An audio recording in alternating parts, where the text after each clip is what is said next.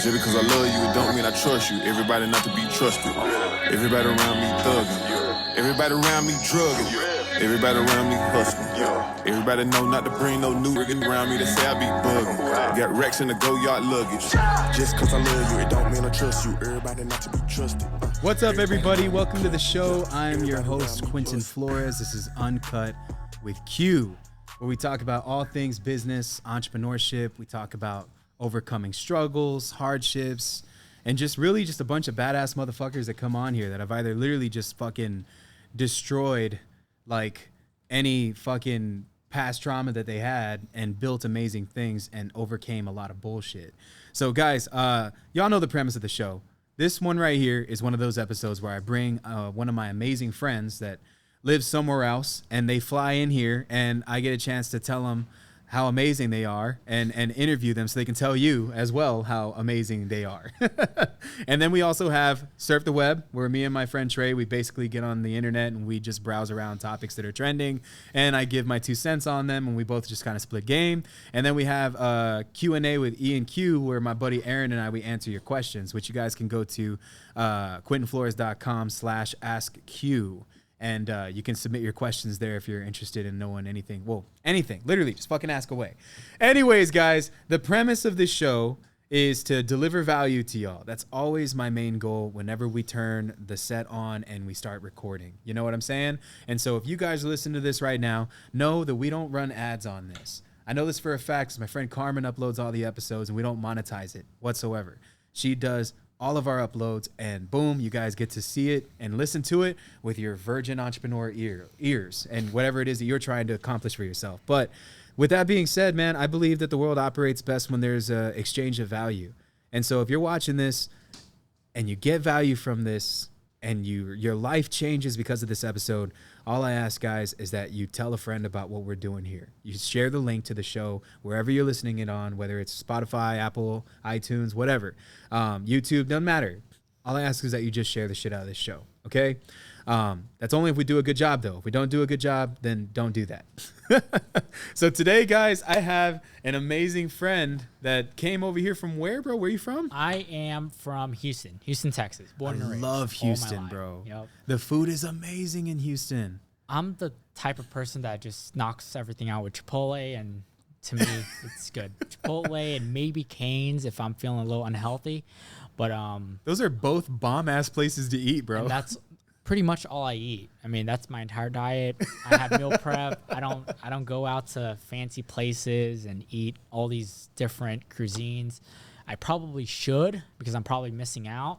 But for now, it's what makes me happy. Get it how you live it, man. If it makes you comfortable, then fuck it, bro. The point is that you're happy. That's what matters, Absolutely. Man. Dude, tell the world who you are, and first and foremost, tell them how old you are, bro. Because that's So my name is Benjamin Huang. It's with a downward tone, not an upward. And I am 17 years old, born and raised in Houston, Texas. I've lived there all my life. I recently graduated high school as a junior, and now I run a real estate marketing agency that works with a lot of wholesalers, flippers, creative finance specialists. And in simple terms, we generate leads and get them deals. Dude, first and foremost, man, you telling me that you haven't even finished high school yet? I actually graduated high school August. So I graduated high school as a junior. Congratulations. And while all my peers are still in high school, listening to teachers, taking tests, I get to stay at home and change people's lives. It feels really good. It feels very good. That's amazing, man. When did you even hear about this business, like, at all? So to take a step back, the beginning of my life, as an Asian growing up, my parents were always told me to go to college, study well in school, go to college, become a doctor, a lawyer, or engineer. So that was my kind of life's plan from when I was in pre-K all the way to 8th grade. Then 8th grade, my family really had we got into an argument on my birthday, and my parents split. So now I live with my dad. We live in a city called Pearland in South Houston. So that's where I went to high school. I live with my dad now, and I saw him struggle because my mom like when they divorce, like the wife takes half and husband takes half. I didn't really understand any of that. Were they business oriented? No, absolutely not. My mom is a barber, and she makes like maybe minimum wage. Let's just say that. Okay. And my dad, he is a manufacturing engineer. Sounds fancy, does not make a lot. So I had to watch them struggle, especially my dad. Growing up, like he would see the rent payment and starts like just going crazy. He's like, oh shoot, I forgot to pay rent. Oh, the credit card payments, I gotta throw something in there so they don't charge me interest. And that really like, it scared me a lot because I had the perspective that I didn't want my kids when I grow up, like maybe when I'm 30, to never experience this because I was scared. I'm like, oh gosh, what if we have to go back to my mom's house and what if we become homeless? So that really started the entrepreneurial journey for me. And that's when I started like finding out ways to make money. How old were you when that breakthrough happened? So my parents divorced when I was 14. Me and my sister, we kind of talked our parents into getting divorced. Oh, wow. So I had a few friends when I was in middle school. I told them, yeah, so my parents are getting divorced. They said sorry and stuff. And I was like, me and my sister asked our parents to get divorced, so I'm not sure why you're sorry. So they thought it was a little weird, which I can totally understand. Yeah, but it definitely is, but I think sometimes people, they grow apart too, and they stay together for the kids. So you guys were probably like, y'all don't have to stay together for us. Exactly. And then we split. I moved down to Pearland. We first lived in an apartment. I was a freshman in high school. This was my first time in a public school.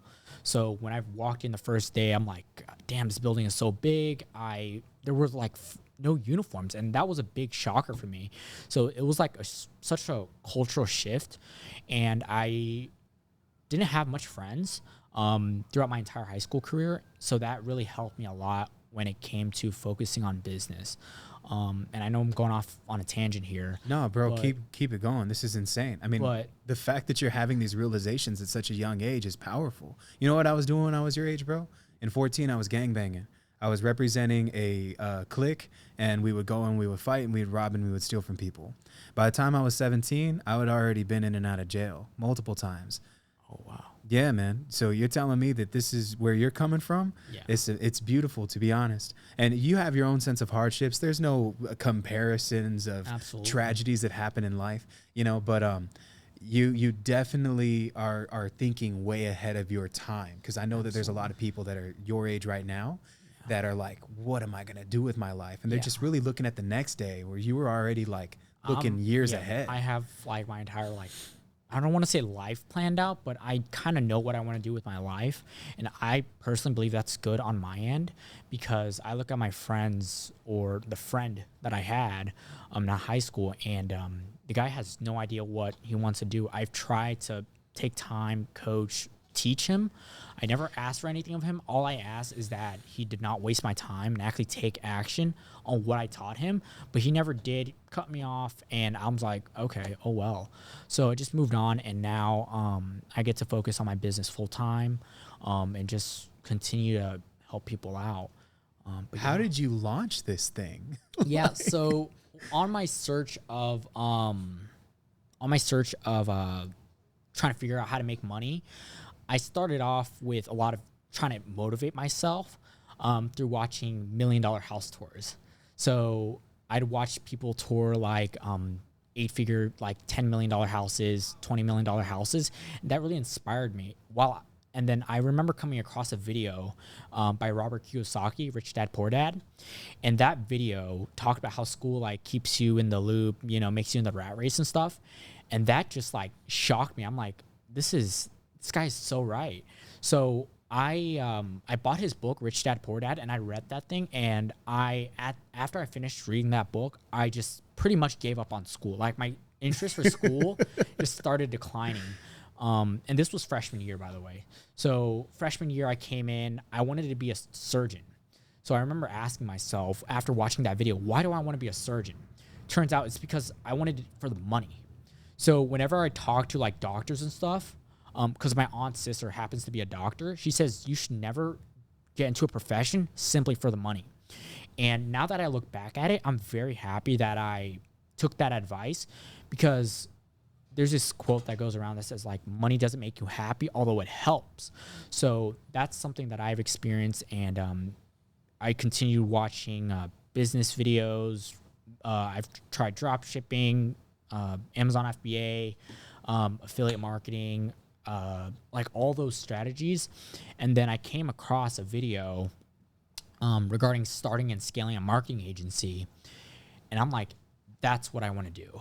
And it's because I can actually see it helping people. Selling a product, sure, can help people, but I can make more impact by delivering a quality service. That's the big thing, because a lot of agency owners these days do not deliver a quality service. And I just stuck to it and really never looked back. How old were you when that idea even conjured itself? So I remember starting 2020. So I think I was 15. So this was when pandemic hit, and it was around March of my freshman year. I got word from my school that, they stopped school, like the rest of the year is over. I'm like, great. So now I have March, April, May, June, July. So I had 5-6 months to do anything I wanted. For the first week or two, I woke up at noon and I'd watch TikToks just the entire day, just 8 hours, just out the door. And I'm like, gosh, I'm becoming a loser. And then I came across more business content over and over again. And I'm like, why don't I start a business? So I start doing researching and learning and, the typical analysis paralysis type stuff. It happens to Just everybody. Learning through YouTube. And I'm like, okay, I have all this knowledge and I kind of actually need to do something with it. And all my inspiration, all these main lessons I learned at the beginning, literally just came through TikTok. So, that aside, I started my prospecting journey through cold calling. I'd go in my dad's closet because I would be away from my sister and I'd be away from my dad because he'd be at work. I'd go in his closet, I'd lock all the doors, and I'd start cold calling. I cold called about 3 to 4 hours a day, 6 days a week for about 3 months for me to land my first client as a social media management client. And from there, I learned to close someone. I closed them for $300. And whenever I tell people this story, I always end up showing them that screenshot, that email, because he paid me through Cash App. So I still have a screenshot of him paying me. And funny thing, I cold called for 6 days a week, but this Sunday, it was a Sunday. I was at my aunt's house. There was a party going on because my aunt recently bought a new house. I was in my uncle's bedroom. I called this guy up. I didn't want to do it. I called him and he paid me. I went outside. I was just ecstatic because my aunt was like, yeah, how's your little business going? Her sister also said the same thing. And it really got to me and it really irritated me is because they didn't believe in me, which I totally understand. So for me to be able to have that in the back of my head that I closed someone and they're looking down on me, it makes me really happy to see. And then consistent cold calling. I'd come home from school every day. And this is in my sophomore year now because we're back from 2021, 2020? End of 2020, I believe. We start up my sophomore year, I'm pretty sure. I get home from school every day, lock myself in the room, and just start dialing. I'd go on Instagram, just start dialing. And I learned as I go. I mean, this Facebook and Instagram and TikTok just taught me how to sell better, how to deliver a better service. And with consistency and hard work and not giving up, apparently I'm successful now. Man, that is just so crazy, bro. There's a growth spurt that happens when you make it real. Because during the entire time frame, and just from my perspective of your journey and what you shared with me, I could tell you this from experience. When I first got into real estate, bro, no one believed in me, literally. Absolutely. And I would show people this concept on how they can flip a house without using any money. Yeah. And I had tried so many things that didn't work prior to. So people were just like, Q, that's just another one of those crazy fucking things that you're trying to do that's not going to work, man. Yeah. A year and 8 months later, that's how long it took me to close my first deal. Wow. I get my first cashier's check from the title company, and it was $2,100. Wow. I had never made legal money this way my entire life. When I had that check, bro, I drove to the bank. I just remember I was listening to a song. It's called Got the Life. It's by Korn. It's like a band that I used to listen to from the 90s. And they're amazing, by the way. If you ever see them live, fuck yeah. But aside from that, you know, like, I just remember screaming the words at the top of my lungs because I was so hyped that I just did that. And I literally, like, I didn't even wait. I didn't rub it in anybody's face. That's not what I wanted. I just wanted to prove to myself that I could do this. Absolutely. It was like every single bit of effort that I threw into every deal afterwards was easy compared to what I just proved to myself, because now I know that I'm capable of it. And now I know if I can do it one time, that I can do it 100 times over and over and over. So there has to be a sense of people not believing in you at the beginning for you to have that growth spurt. I was talking to my trainer about this morning, and we were talking about the visualization of goals, right? So I'm just telling you something that happened yesterday. Correct. Yesterday, I was deadlifting. So I was deadlifting 315 pounds. Wow. And that's really not that impressive. But for me, I can rep it. Like, so I'm repping it. Yesterday, I didn't feel like being at the gym. I didn't care to the weight. I was looking at it like, man, it's heavy, you know? Yeah. It's heavy. I don't want to lift it up. Absolutely. And my trainer said, Q, what's wrong? And I was like, nothing, man. I'm just doing what you're telling me to do. I'm here. He was like, yeah, but you're not really here. And I said, what do you mean? He's like, you're not intentional. Let me tell you something. So there's a guy, his name is Eddie Hall. And Eddie Hall is the only man that's ever lifted over 1,000 pounds on a deadlift. This dude is insanely strong, man. And so, you know, it was like 1,050, 1,100 pounds. I think that's what he did. Like with tires and stuff or something, right? No, bro, it was straight weight, and the bar bent and everything. And this dude, his nose popped out, almost had a brain aneurysm picking that weight up. But ain't nobody's ever picked up that amount of weight before, right? And so apparently this bodybuilder had to undergo some type of psychological change in his mind where he created a necessity.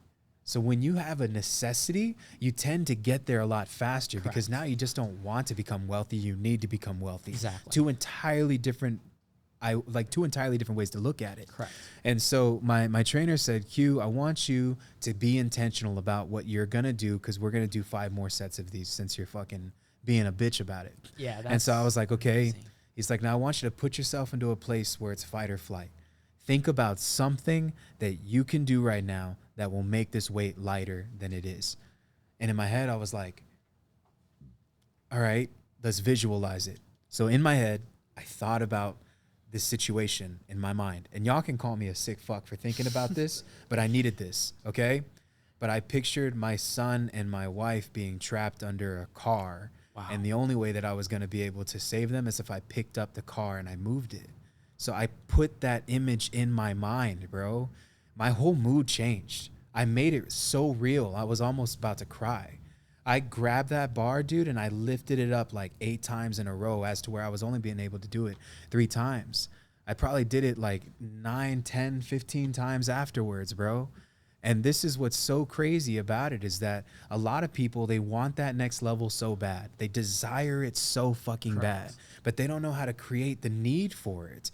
And so unless you're intentional, when you walk into the office, you can look at it like, oh, we're not making any sales this month, or, oh, our overhead is too high, or whatever, right? Correct. You think about these things and you either let them be what defines you for that day, Correct. or you know what God created you to do, and you get intentional about it, and you create the scenario that it's like, if I don't do this, I'm not going to eat today. Absolutely. And I want to piggyback off of that, because one of my goals when I turn 18 in March is to move into a high-rise apartment in downtown Houston. Beautiful.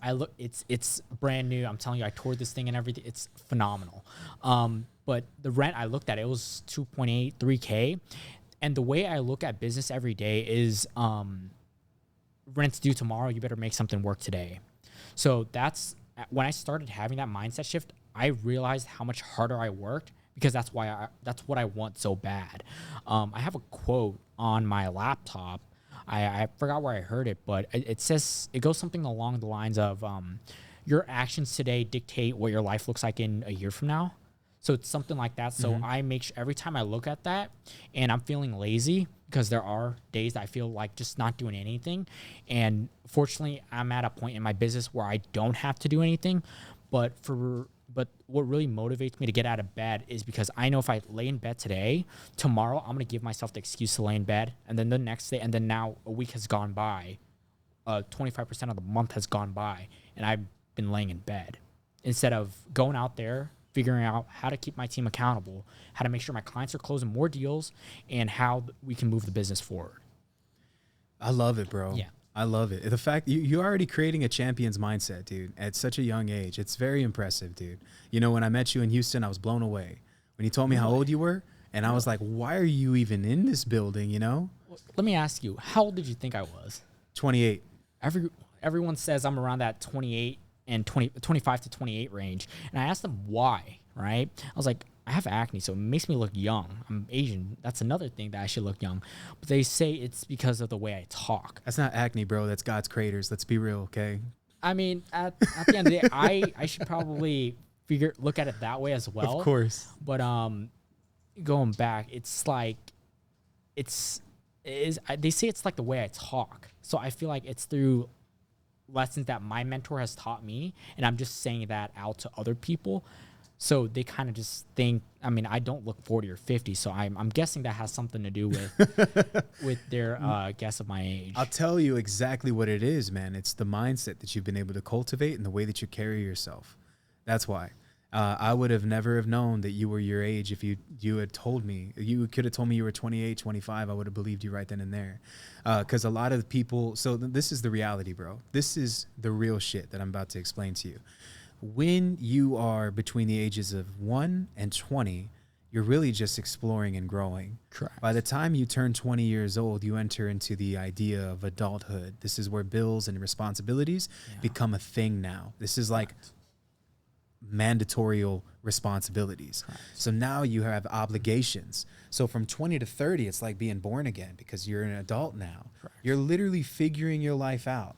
And for some people, they don't know how to articulate things until they're 7, 8, or 9, bro. Like, that's just how it is. My son can't see past his iPad, and he's 6. You know what I mean? And so you have 11 years on my son. You're already thinking as if you were 30 or 40. But it's because you've invited that environment into your mind. Absolutely. And so, you know, the book that I love a lot, it's not here right now, but it's called Think and Grow Rich. Have you ever heard of that book? I have. I haven't read it, though. I probably should. That is a Bible to success, my friend. That is a necessity to read. You need to read that ASAP. I will highly endorse it, then read The Laws of Success, and then Outwitting the Devil afterwards. I'll share all of them with you. And for you guys, I'll make sure you go to Amazon. If you have set up a free Amazon Kindle account, they allow you to download one book and get one audio for free. So you can get both books for free. But this is something that that the book talks about. Think and grow rich, bro. Does it say anywhere in the title of that book, work hard and grow rich? You can work hard. Do you still work very hard? Do you work hard in the business or on it now? I work mainly on it now. See what I'm Not working saying? in the business. So there's a growth thing that happened there where you were like, all right, this is the skill sets that I've been able to acquire doing the business. Now, how can I create something? It starts with a thought. Correct. And then the thought begins to materialize as you begin progressing into your business adventure. And so I love that book because it teaches you how to think, be intentional, how to create, and how to first get it up here before it comes out and becomes what it is. Because, bro, it like just what I was telling you with my trainer, man, that weight was heavy. What happened? I shifted my mindset. Shifted your mindset. Once I Correct. shifted the mindset, it became like feathers, bro. I was able to pick it up like it was nothing after that. So how many people are listening to this that aren't doing this right now with their lives, that aren't doing this with their business? Absolutely. I bet if you're listening to this right now and you're feeling some type of way about it, probably talking to you, man. But, you know, a lot of people just lack the very one thing that it takes to be successful, man. And that's just massive, massive action, bro. Correct. Because you're going to run circles around the guys on the couch any day of the week, man. Yeah. You could research, you could TikTok, you could swipe from video to video. Absolutely. You're never going to be able to skip the fucking work. So the ones who become champions, they typically want the trophy. You know what I mean? Absolutely. And I feel like that has something to do with the school mindset, where I heard this quote somewhere on TikTok or Instagram, one of those, where it says like, school gives you a lesson and then makes you take a test, and then life gives you a test and teaches you a lesson. Whoa. So when I realized that, I'm like, it shifted the way I live my life, because right now there's a book that I'm reading right now is called Ready Fire Aim by a guy named Michael Masterson, I believe. And basically the concept is to basically pull the trigger and, readjust as you go.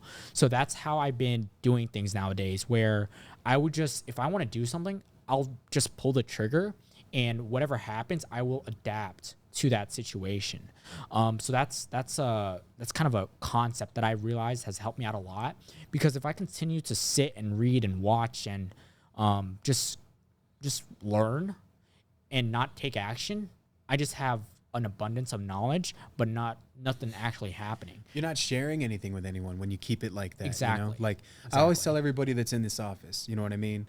Whether they're here or I meet them somewhere else, we're given a specific set of time together. During this time frame, what I've learned, I'm going to pour into you to some extent. Correct. You take what I teach you and you fucking become a better person, or you pour it Absolutely. into the next guy. And so like a lot of the success that we accumulate in life, it's really based on the amount of people that you're willing to impact, because impact equals the income. Correct. How many people are you helping right now with your agency? So we have about 20 clients right now.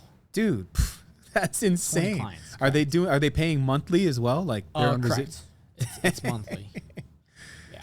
Dude, So it's, wow. Yep. And it's fun, not only getting paid, but seeing them win and them get paid and then change their lives. So yes, it's fun getting paid, but it's also fun seeing this guy change their life from where they were before, where they were at before working with me. So that's kind of what really motivates me. And I was having a chat with one of your business partners. I told him, like, a lot of agencies nowadays are very money hungry, and they're more of sales companies as opposed to actually caring about their clients. And I'm not here to throw any shade, but I know that because a majority of my clients come from my competitors. Mm-hmm. So it's really that attention to detail when it comes to keeping your clients happy. And what really gave me this mindset shift was that book you have right there, The Go-Giver. Correct. Beautiful. That book really talks about serving people and thinking of others' benefits first. And then you will ultimately reap the rewards in the long run. So it was that book that really changed my perspective as to how to make more impact and provide more value to others. How does your business provide value, and what is it called? Is that what it is on your shirt? It's Bolt Deals. The website, am I allowed to plug myself? Go ahead, bro. This is all you, man. So my website is boltdeals.io. It's not .com, it's .io. So the domain costs a bit more for me. But what we do is we work with more established wholesalers or investors, flippers, whatever the case may be. And we focus on building a system to generate them inbound motivated seller leads. And we leverage a lot of PPC as well as Facebook ads to generate them those leads. From there, not only do we generate those leads, we have a team of lead managers that actually call them up, qualify, vet, and if they're qualified and fit the client's criteria, we would then set them as an appointment on our client's calendar. So whenever they come home from their 9 to 5 or whenever there's an open slot on their calendar, we would book them in. The client would take that appointment, negotiate, make the offer, get it under contract, and then find a buyer, dispo it, boom. He makes their money and we're all happy. And basically, I take a different approach to it. And I know my competitors may be hearing this, but I do more than just that. We focus on basically helping them scale as well. And the way I do that, I actually gave this presentation at an event I spoke to last Sunday, where we focus on establishing a benchmark KPI. What's your cost per lead? What is your cost per appointment? What is your cost per contract? What's your cost per closed deal? Those are the four main basic ones. There's more like lead to appointment ratio, appointment to contract ratio, contract fallout rate, things of that sort. And for example, I have a client where we know his cost per contract is anywhere from $1,200 to $1,500. You're literally drawing out my whole business, dude. Yeah, and then all those things that you just said coming out of your mouth are just blowing my mind. Yeah. You know, it took me years to create that. Wow. And I tell my clients, this is how we're going to do it for you, because a typical question I get on calls would be like, okay, how much do I have to spend? Well, Quinton, my question for you is, how much do you want to make? So, for example, for one of my clients, his goal is to make around $50K a month. And I know his average assignment fee is anywhere from $12 to $15K per deal, per assignment that he closes. And his contract fallout rate is about zero. So he dispos every deal. So if he wants to hit 50K and his average assignment is about 12K on the low end, he needs to close at least 5 deals. So that's giving him a lower assignment fee. And if it costs him $1,200 to get 5 contracts that he will close, that costs about $6,000 in ad spend, which should yield him a top line revenue of $50,000. Now, another thing I tell him is, yes, that's one way to do it. That's the cheating way to do it. Another way I look at it, and me and him collaborated on this, so I'm going to give him credit for it. He told me that we can focus on helping him find better buyers, better cash buyers that are willing to pay him bigger assignment fees, or help him negotiate with sellers lower. So I'd connect him with sales coaches and stuff, because I'm not in a position to actually coach that. We would help him negotiate with sellers at a lower price, lower offer price, to help him make a bigger spread.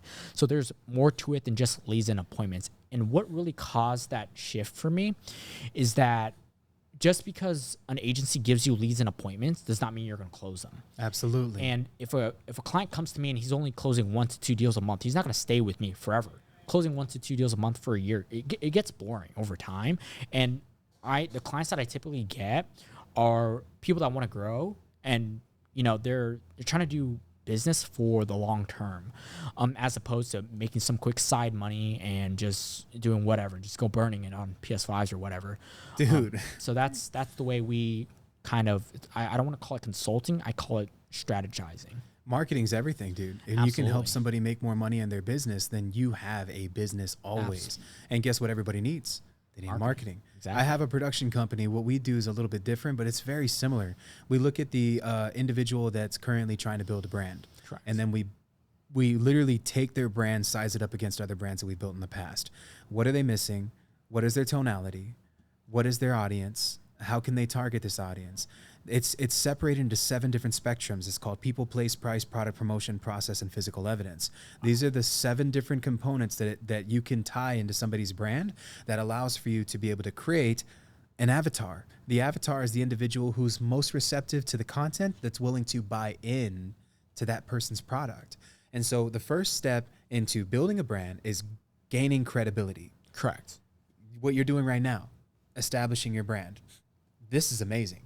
Absolutely. You're like blowing my mind with what you know. Absolutely. It took me years to create those KPIs, brother. Like what you just talked about are figures that, I mean, bro, I'll be honest with you, man. That's grown people talk. You're like ahead of your time, dude. It's really blowing my mind. But once we establish the brand, then we establish the product and what it is that they sell. Correct. Everybody's brand creates something different. You've seen Eric Klein on our podcast, right? Exactly. Love him to death. Amazing. Eric has married the bat to his podcast, not his podcast, I'm sorry, but to his content. So we've been telling him to carry the freaking bat, bro, and just do all of your videos with it, man. That's what I noticed. It's so, like, it's something I've noticed. It captures the avatar's attention. So Eric then ties in what his product is. Not only are you able to create, so avatar is here. How do I create the relatability? Relatability builds trust. Right. So you tell your story. Yep. Then someone else is going to be there. They're going to say, oh, wow, that resonates with me. Then you start talking about what it is that you do. So then Eric starts pitching his sales courses and all the other things that he does. He charges like $5K a month. Correct. For sales training. And so he has 20 clients, and we helped him build out that funnel that allows people to see him more often. Absolutely. But it's the same thing, man. There's key performance indicators. Correct. There's avatars for your clients. There's systems and processes for how you identify who those individuals who those individuals are. And then it's profit margins versus ad spend. What am I spending to get this out there, and how much is it bringing me in? Correct. Love it, bro. Like you're just like ahead of your time, man. I was speaking to your business partner earlier, and I felt like a big thing that you guys are doing as well is accountability. And that's something that I believe is going to basically push the needle, not only for your business, but your clients as well. Because you can lay out the resources out there, like you can bring the horse to water and you can't force it to drink. Absolutely. So for you guys to keep your clients accountable as well is something that I really appreciate, because there are other, companies that just hand it to you and just leave you there. And I think that's a massive problem. It is, man. It is. Customer service creates an experience. Experience is how people are going to remember you. Exactly. One of the things that my mentor had taught me, and I love it so much because, he's a phenomenal guy, bro. This guy's a 9-figure earner. His name's Preston Brown. Shout out to Preston. Love you, bro. He taught me everything that I currently know. I took what I knew before and then recreated it into what we're able to do now, where I have 18 different businesses. Wow. 4 of them are pushing 8 figures. And this is like something that has been in the making for a while, man. It just was missing pieces to it. But Absolutely. he told me this. He's like, how can you create an experience? People are going to forget what you say. People are going to forget what you do. But guess what? They don't ever forget. How you make them feel. Exactly. Yeah. So if you can make someone feel a certain type of way, emotions have loyalty attached to it. People will be inclined to do business with you because you consistently make them feel a certain type of way. Think about McDonald's, right? The psychology behind it. I'm loving it. That is in the thing. McDonald's, I'm loving it, right? That's a slogan that they created because they're so damn good at psychology. They continuously get people to come back. Correct. And eat their shitty food. Exactly. How does the worst restaurant in America do the most business?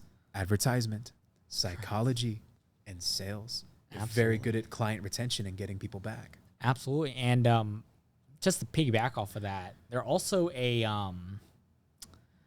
big real estate company. They are, yeah. If you watch the movie The Founder. It's a phenomenal movie. That movie just shocked me. I think I remember watching that when I was maybe 16. And I was just so like, when they told me they weren't selling burgers, I'm like, the producers of this movie is like, there's something going on with them. And I watched it. I'm like, it just opened my mind. And it just changed the way I looked at a lot of different companies now. Because I look at some businesses, I'm like, you're not really a XYZ business in XYZ industry. You're more of a sales company that has this on the back end. So there's no sustainability. People will argue and say that there's a million people who are willing to buy a product. That's true. But then if you don't have a system that's built around that, think about it. Walmart, bro, the Walmart clientele is C-class, D-class clientele, right? Correct. What is D-class clientele? These are the individuals that live in low-income areas that can barely afford rent, that come here to shop for food and things that they could wear and expenses, XYZ, right? It's just living capabilities get purchased from Walmart. So if I wanted to go hunt, like let's say camping with my son, I could go to Walmart, buy a tent right now. Correct. And what can I do when I'm done with that tent? You can return it. Exactly. You can package that thing right up and return it. What does that state about the business model? It's very unsustainable. It is sustainable because you're factoring in that is part of the business model. Why would they have a customer service and why would they allow the return to happen if they weren't going to resell the product to someone else? See what I'm saying? And so customer service is a business model. These guys that try to do Amazon on a large basis. So I manage over 350 FBA stores, bro. I do over 5 million in sales every single month. That business is one of my biggest businesses that I own. It's birthed a warehouse company. It's increased my virtual staffing business, over 700 plus employees that live in a third world country, and I have a huge staff, huge team outside of what I do here in this production company. This is so amazing, by the way. I love what we're doing here. This is still new. Ernie and I created this in May. So we're already here. Like, what the fuck? Absolutely. Yeah. Granted, we haven't made a lot of money yet, but we have massive proximity and opportunity and credibility in the space now. It's just, you got to know your first year in business, you're going to be broke. We know from dealing with Amazon that you're going to deal with a lot of returns and unhappy customers. Correct. So then they factor that into the business model and they create a system around crisis management in a company. Have you ever heard of FEMA? Is it the flood insurance thing? The FEMA is crisis control. So when a hurricane happens in Houston, technically, and we never know, but sometimes it's announced a week in advance that a hurricane's going to hit. Correct. How the hell do you evacuate a whole group of people, that like a whole population of people that live in Houston to go somewhere safer? Correct. FEMA gets deployed. It's a government-funded agency. So what FEMA's job is to create control in the midst of a crisis. So they save people, they create routes, they block off roads so that all cars can go one way. They create organization and chaos. That's how you build an 8-figure company. That's how you build a 9-figure, $1 billion company. You have to create organization and chaos. If you want to make everybody happy, like my friend Carlos said, you sell ice cream. Yep. It's impossible to make everybody happy in a business model. So then you have to account for the way that things could go wrong, because then you're only accounting for things that could go right. What if the economy shifts, brother, and then suddenly Google completely shuts down PPC? Then what's the exit? then we're going to roll to Facebook ads now. Facebook is We're going to do interesting. Instagram and Facebook. We're going to pivot. Now let's create an exit strategy around this in the event that this crisis happens. Yep. Businesses fail, bro. And this is something I hate to quote the guy. It's like my third time saying it on a podcast, but it's so real. 90% of most businesses fail, not because of a lack of resources, because we all have that. Correct. The internet's real. Correct. We can order shit on Amazon now. We're in a whole nother fucking plane of existence when it comes to business. Right. It's because of their lack of resourcefulness. 90% of businesses fail, not because of a lack of resources, but a lack of resourcefulness. So how resourceful are you being with your current process? Because you got to think of an exit, no matter what. The goal is that you never have to exercise it. So that's what happened with Toys R Us. Toys R Us got destroyed by Amazon. Correct. They couldn't pivot, bro. Yep. Why? It's because they could not adapt to the economy. The economy doesn't destroy a business. The economy reveals a business's weaknesses. So think about your company, Bolt Deals, and then start creating those exit strategy scenarios in the event that you either have to sell the company off or you have to exit and pivot completely. Because we know for a fact what we're doing in our business, bro, and I know this is your episode. Just give me a minute, all right? No, I love hearing this because I'm learning anyway. You're It's cool. like free mentoring. Yeah, absolutely. It's what I do. Absolutely. So Ernie and I have already literally contemplated the idea of Reels going away. What people are doing right now with the short form thing, everybody's jumping on it. That's exactly what I told him when I was talking to him. There were so many agencies out there that are just starting to push out short form content on Facebook, TikTok, Instagram Reels, and it's all from Alex Ramosi. They're just copying him. Yep. And it's getting saturated. So I love how like when others zig, you zag. So there are already people going away from it, focusing on building their long form content, because that's ultimately, I believe, is going to stay. Absolutely. You know what's always good?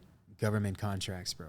What do you mean by that? Government contracts. Governments pay production companies just like ours to be able to create content for them, do filming for them, commercial opportunities, show up at press conferences where governors and XYZs are speaking. That's what my partner Ernie does. He has his own business on the side of what we do in the production company that's all government based. And so his parents are politicians. Well, they're like lobbyists, so they're in the government. They work within the government.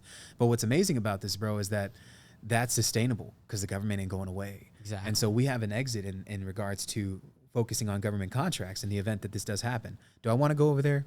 Who knows? What we're doing right now with influencers, we know it's not going to last forever. So that should be part of the business plan. Too many people create a plan for things to go right, not a plan for things to go wrong. How do you pivot in a crisis?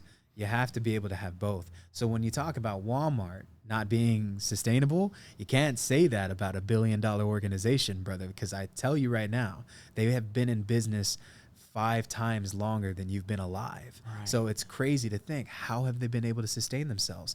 The biggest companies that produce the most income have the most customer service. Wow. I never looked at it that way. It's like surface level stuff that the way I look at it. But when you said you can't make everyone happy with your like when you were mentioning your Amazon FBA stores, I kind of want to piggyback off of that because for the longest time with my agency, I thought my growth and the ability for me to scale was going to be through 100% client success rate and client satisfaction, and I've been chasing that for the past year. And it was my mentor, his name is Joe P. He's out of Milwaukee. He told me that you cannot please everyone, and if you do, you will run your business into the ground. And it took me forever to understand that and actually just soak that in, because for like the entirety of business and reading that Go Giver book, it's like, how can I make every single one of my clients happy? And even though if it's not my fault, right? So there'd be some people I mean like 1 or 2 that are unhappy, but I realized that it's not my fault. And he told me like, there's nothing you can do in your power to make these people happy. So when I actually took that in and actually started understanding that and telling my team that, because I would tell my team the same thing. We want you have a team? Yes, I have 5 people on my team. Wow. Yeah. So you're their boss? As crazy as that sounds, yes. It feels really weird when 25, 30 year old people, team members of mine are calling me like boss and sir. I'm like, guys, don't call me sir. Like, that's so weird. So, but yeah, I don't ever tell them to call me boss. I want them to think that I need them to understand that we're all on the same level and we're all focusing towards one mission, which is to help as many real estate investors scale their businesses and automate them as much as we possibly can.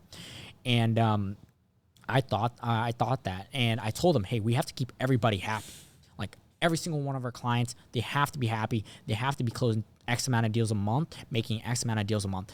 And then I realized they would come to me like, this guy's not following up with his leads or appointments.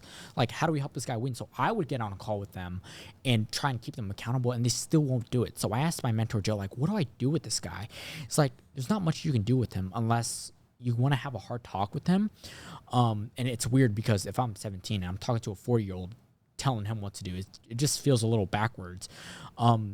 He just taught me, like, you can't keep everyone happy. And until I understood that, that's when I was actually able to scale the business. Customer service is a system, bro. It really is. And you have to be able to create a system around when things go wrong in business. That's the only way that you're going to be able to prevail. And you're absolutely like, this is the thing, you know, we try our best, right? But you are already focusing on being an owner. Correct. You have an owner and then you have an operator. An operator works within, an owner works above, right? Correct. They try to oversee. Correct. And so typically, bro, when a car that Tesla produces blows up, correct, do you hear anybody telling Elon Musk anything? I wouldn't think so. No, because it's not him who builds the freaking cars. Correct. He has a whole team that builds the cars. Correct. He simply created the business and the business created itself. Correct. That's how insane like this guy is. He's so separated from his company. When someone gets a package and they're not happy about it, do they go straight to Jeff Bezos? No. And they blame it on Amazon. Is Amazon associated with Jeff Bezos? Absolutely. Yes. But is it the end of his business? No, it's absolutely not. It's just the end of that customer's time with that business. Correct. The business must continue to go. Absolutely. And so he has a whole system in place that deals with these types of situations. Because Amazon produces $7,000 every second. You and I have been on this podcast for a little over 30 minutes now. Wow. And that means every single minute that passes is $440,000 that gets produced by Amazon. So then you take 404,000, like 40,000, and then you multiply that by 30. That's how much money Amazon has produced while you and I have been on this podcast. That comes with a lot of people that are very unhappy with their products. But they're still in business. It's because they have established themselves as a necessity in people's lives. And guess what? Those customers that aren't happy, they're still going to come back and buy the product because again. It's convenience. It is very convenient because convenience sells. So when you make something convenient like a Walmart or an H-E-B or a Bolt Deals where I can help someone scale their companies up in the real estate, but in the real estate world, is convenient to have leads coming into you, right? Absolutely. And because of this, that could also come with some problems. Now, you either look at it like, how can we make this work? I can continue to be a customer here. Exactly. And this could just be this market trend, or maybe I just bought the wrong product or XYZ. You come back to it and they'll revisit you in time. That's just how it's always been. I can't tell you how many people I built e-com stores for, bro, that were like, Q, we're going to go ahead. We're going to run with another operator. I'm like, all right, go ahead. And then they have a terrible experience over there. Come back to me. Exactly. Every time, bro. Absolutely. So it feels amazing because hopefully it teaches your client a lesson of what running a business actually is, because I see a lot of e-com people as well, or people selling e-com stores. Yeah. And they're just botching this, a VA building it, and they're just selling this dream. But back in my head, it's like, that's not what life is. Like, it's not sustainable either. Exactly. So if you want to go or invest into your own business and your success, you might as well go the more expensive route, but don't go with the guy that's gouging you. Go with the reasonable pricey guy, because chances are the more expensive it is, the more value they can actually deliver to you and your life. Because people rise up to the value of your product. Correct. Man. And that actually creates a better relationship. Exactly. There's that guy that'll wire you $25K, bro, and just be like, all right, man, just tell me when you're available. And then there's that guy who wires you $500 and he complains. And he's like, dude, I need XYZ from you, and this is like everything, you know? So I prefer higher tier clientele over this other client. I mean, Lamborghini doesn't even make commercials, you know, but they cater to a specific audience. These are people that can afford that level of a vehicle. Exactly. You got to do that with your products. Bro, what is a piece of advice that you can give to that kid that's your age right now that's thinking about building a business, man? stick to one thing. You have to stick to one thing because you will get distracted. You will see people wholesaling. You'll see this guy flipping. You'll see this guy doing creative finance. You'll see this guy doing NFTs, crypto, stocks, whatever. But you have to stay laser focused on what you want to do. So, because I struggled with this, I wanted to run a marketing agency and wholesale at the same time. But I know if I'm diverting my attention, both of them are either going to crash down. One of them is going to crash down, right? So I'd rather focus on one thing and scale that thing as high as I can and do whatever I want with it than divert my attention into two things and none of them actually take off. So that's my biggest. And also invest in a mentor. Always invest in a mentor. Dude. If I can go back to when I was 14, if I can go back to when I was 14, I'd put my ego aside and go work a job or something and find a mentor and just pay that guy. It would save me. I know if I did that, I'd be a lot further than where I am right now. Dude, wild. If I can just get 2 years of my life back. That's all I want. Wild, bro. Yep. Yeah. I'll tell you, man, I've been in business for 10 years. 22 is when I started my first company. It was called Amway. I was 7. Yeah. You were but a wee lad. Yeah, absolutely. I didn't get a mentor until I was 30. Wow. It's all good, man. Yeah. In God's time. Your Absolutely. journey is not mine. You know what Absolutely. I'm saying? But very impressed with how far you've gotten, dude. Absolutely. For the people that are watching or listening, how can they get a hold of you, bro? So I'm most active on Facebook. Funny thing, I've deleted a majority of my social media. Not deleted, but I removed myself from a lot of social media. So I'm not on Instagram, but on Instagram, I'm BMH.Benji.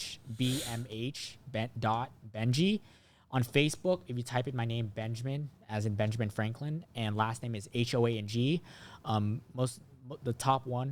one of the top ones, you'll probably find me pretty well. And then my website is boltdeals.io.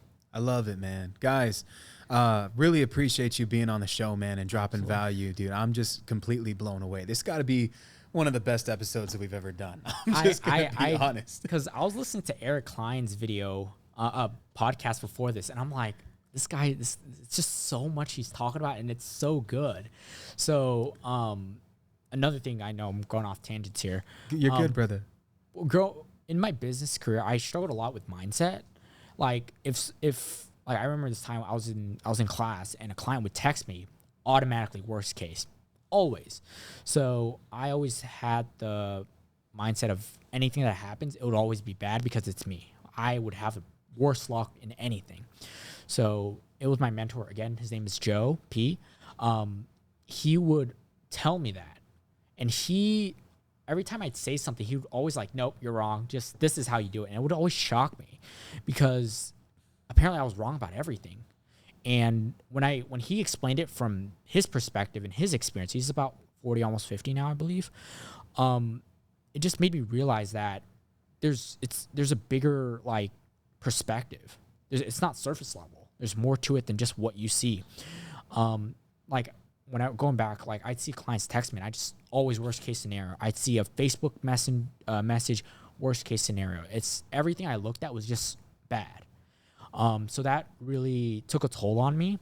And I remember sophomore year, I believe, sophomore year was probably the worst year of my life. Not because I was in school, but it was just because of mindset thing. And that's when business was slowly starting to gain traction. So I would have to follow a strict daily routine. And in my head, I was like, if I don't follow this routine, business is not going to go forward. I was so focused on chasing the money that I forgot to live my life.